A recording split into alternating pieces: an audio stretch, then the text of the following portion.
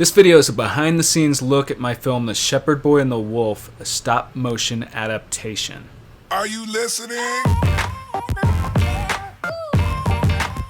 So this video is all about taking a behind-the-scenes look at my film The Shepherd Boy and the Wolf, a stop-motion adaptation.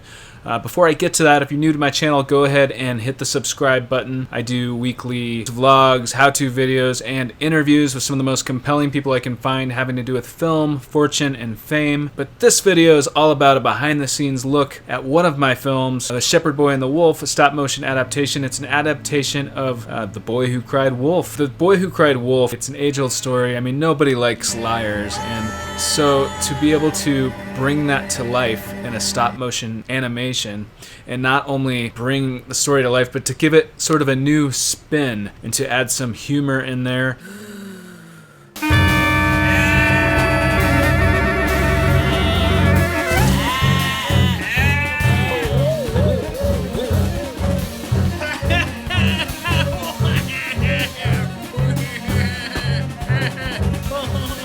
But also some darkness. I mean, I would say that it's definitely a film that's for adults. There is some blood in it, and it's not necessarily meant for little kids. And to produce a stop-motion animation, you know, you have to move a character just a little bit, take a picture, move it a little bit more, take another picture, and eventually you combine all of these thousands of pictures together to make a fluid, moving animation, and it's very, very tedious, but the result is a very unique and I think incredibly awesome look for a film.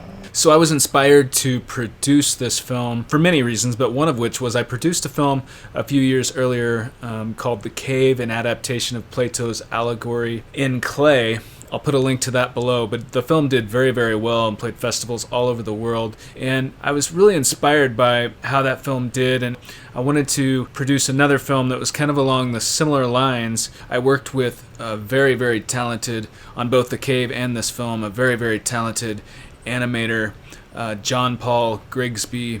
He's also a very well-known musician and tours all over the world, and he did the music, the original music for this soundtrack, but he designed all of the characters, he built the set, he co-wrote the story.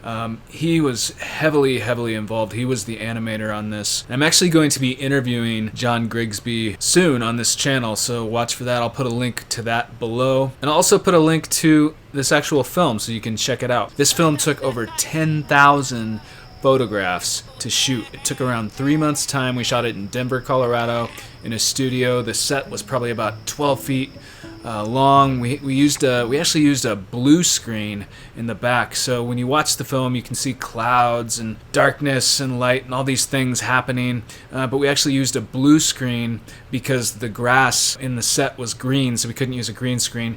And then at the end, in post-production, added all of the visuals, which turned out pretty well, I thought. The voice actually was me for most of the film. Even that crazy maniacal laugh, I just went into a studio and recorded the voiceover for the character, and then they altered the pitch to be a little higher than my actual voice, but I am the voice, it's just the pitch is a little higher, but that was a lot of fun.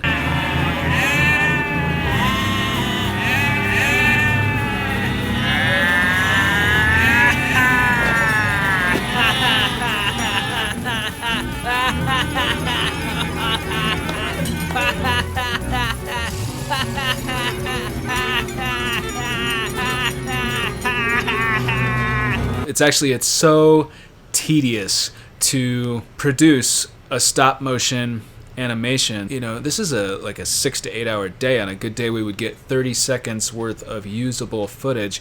On a bad day, you know, I know a couple of times there was a air conditioner on the roof, you know, and it would get hot out, and then the air conditioner would go off and the set would shake like an earthquake, and then the camera would hence shake, and you know, the footage wouldn't be usable. So that was rather frustrating, but on a good day we would get 30 seconds worth of usable footage, and we shot quite a bit of footage and pared it down to a film that's a little over 10 minutes. I tried to take a fresh take on this ancient tale and add in some humor